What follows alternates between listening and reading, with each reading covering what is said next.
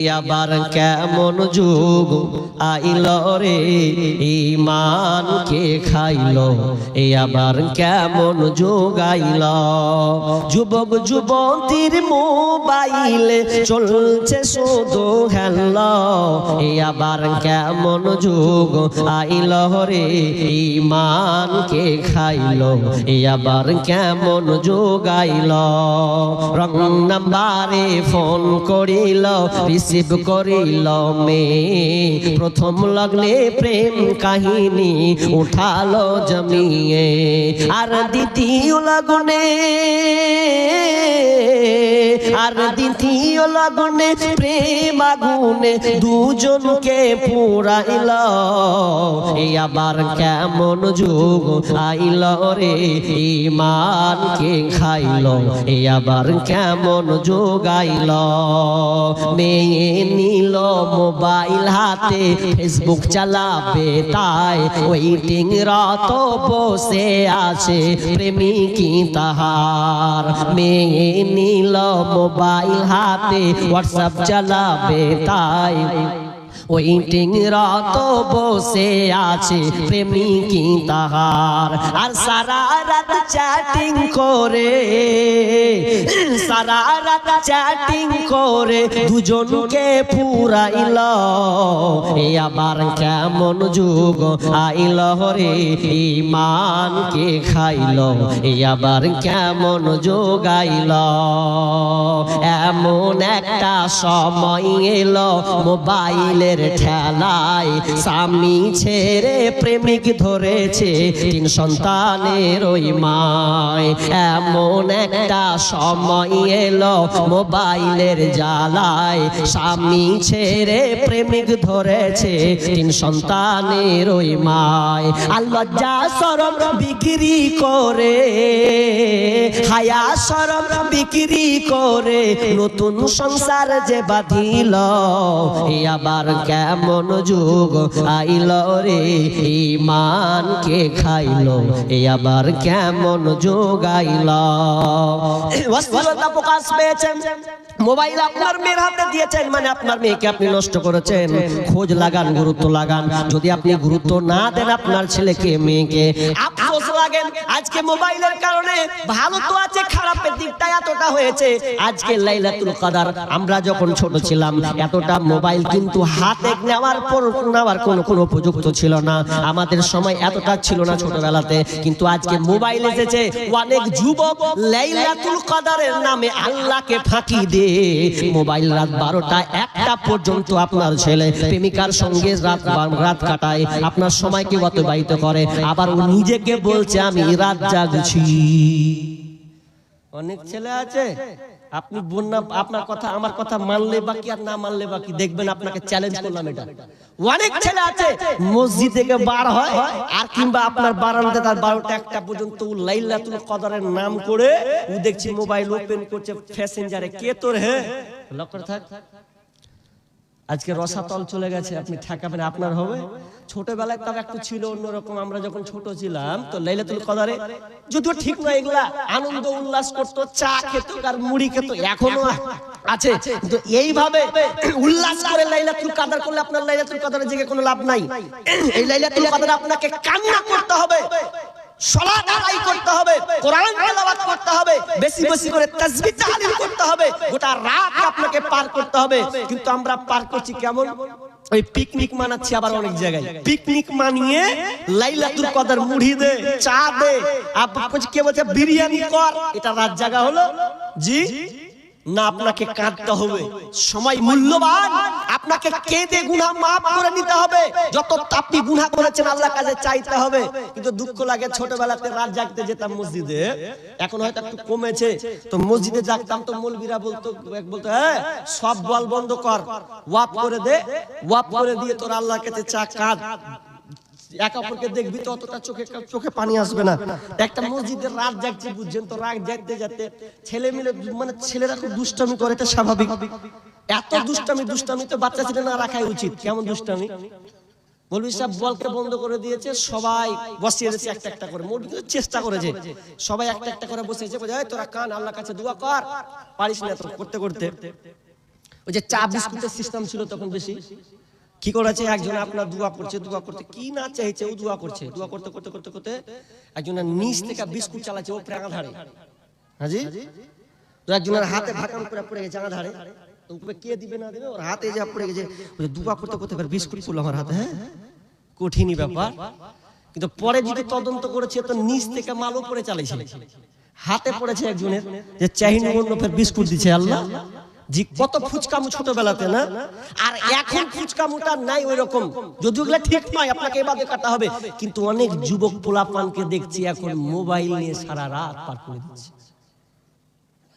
খুব দুঃখ লাগে, কষ্ট লাগে। আপনি কি করছেন? রমজান মাস তো বরকতময়, আপনার গুনাহকে মাফ করে নেওয়ার মাস, আপনি গুনাহ মিটিয়ে দিবেন। রমজান তো হচ্ছে একদম আপনাকে পুড়িয়ে ছাই করে দেওয়া, আপনি আপনার পাপকে পুড়িয়ে ছারখার করে দিবেন। কিন্তু আজকে না, উল্টা হয়ে গেছে, বরং আমরা বেশি নেকি, আপনার নেকির পরিবর্তে গুনাহটাকে আমরা বেশি প্রাধান্য দিচ্ছি। লম্বা করছি না, এক নাম্বার কি বললাম, অশ্লীলতা প্রকাশ যদি পায় তাহলে জানবেন ওখানে আল্লাহ তাআলা এমন একটা আযাব দিবেন যে রোগ হবে, আপনি বুঝতে পারবেন না কি রোগটার নাম। এক নাম্বার। দুই, বিষ্ণু বলছেন যে কোন জাতির মধ্যে তোমরা কমের মধ্যে যদি দেখতে পাও, ওজনে যদি কম দেওয়া হয়, যদি ওজনে কম দেওয়া হয় তাহলে খাদ্যের সংকট দেখা যাবে এবং শাসকদের অত্যাচার চেপে যাবে, শাসকদের হাতে লাঞ্ছিত হবে। ওজনে কম হচ্ছে না এখন জি, হচ্ছে না? ওজনে কম, খালি বুঝছেন ওজনে কম, মাপকাঠি কেমন?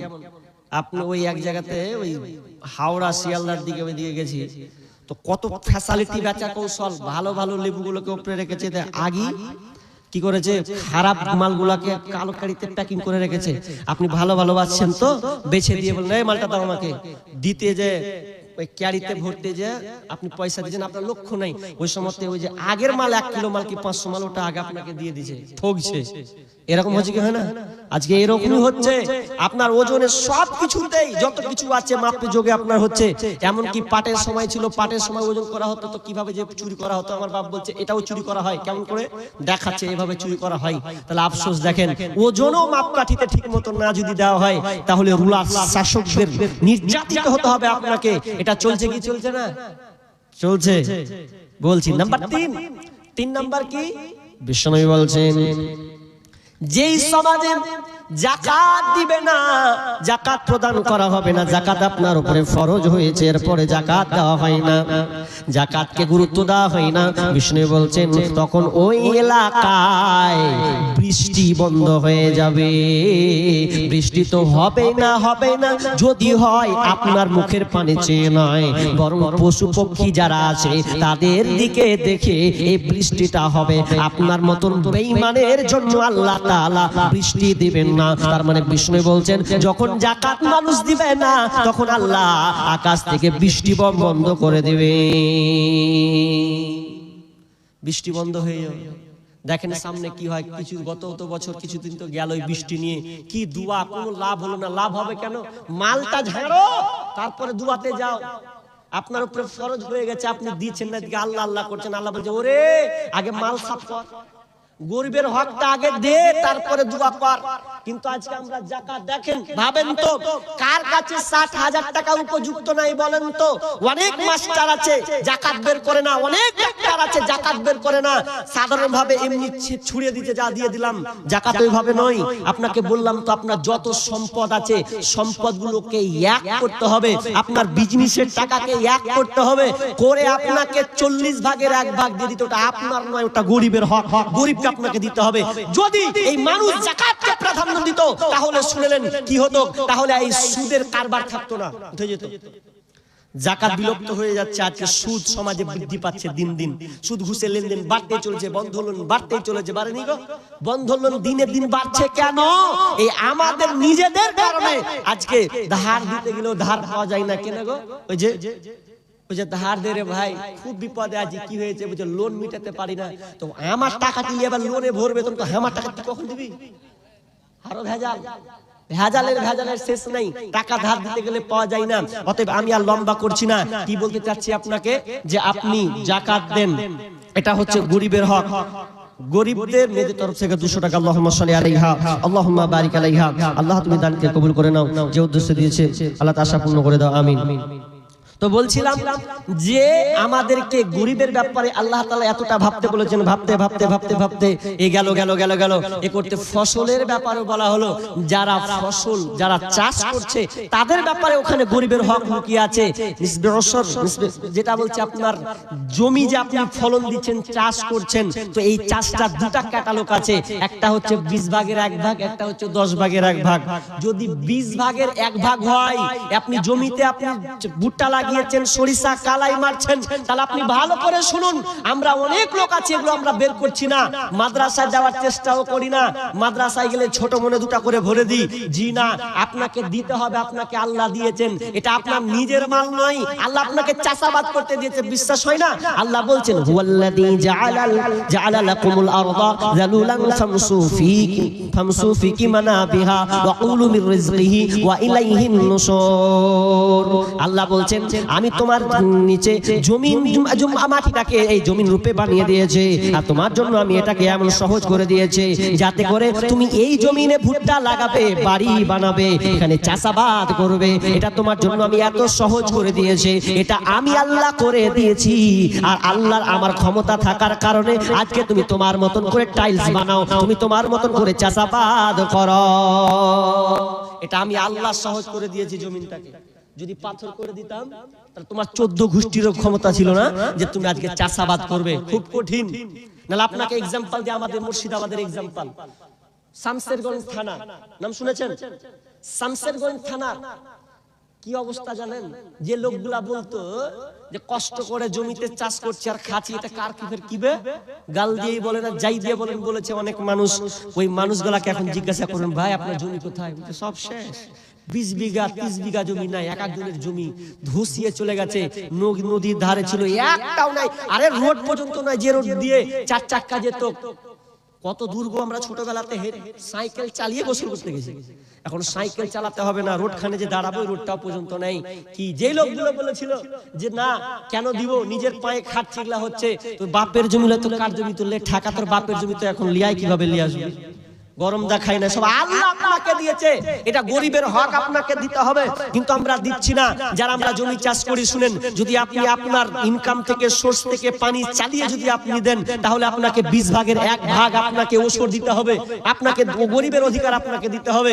যদি বলেন আসমান থেকে হয়েছে, তাহলে আপনাকে 10 ভাগের 1 ভাগ দিতে হবে। কত হলে? দুইটা মত, কেউ বলেছেন যে 15 মন 12 কেজি, কেউ বলেছেন 18 মন 30 কেজি, এই দুইটা মানে হিসাব করে একটা বলেছে, যদি এতটা আপনার হয়ে যায় 15 মন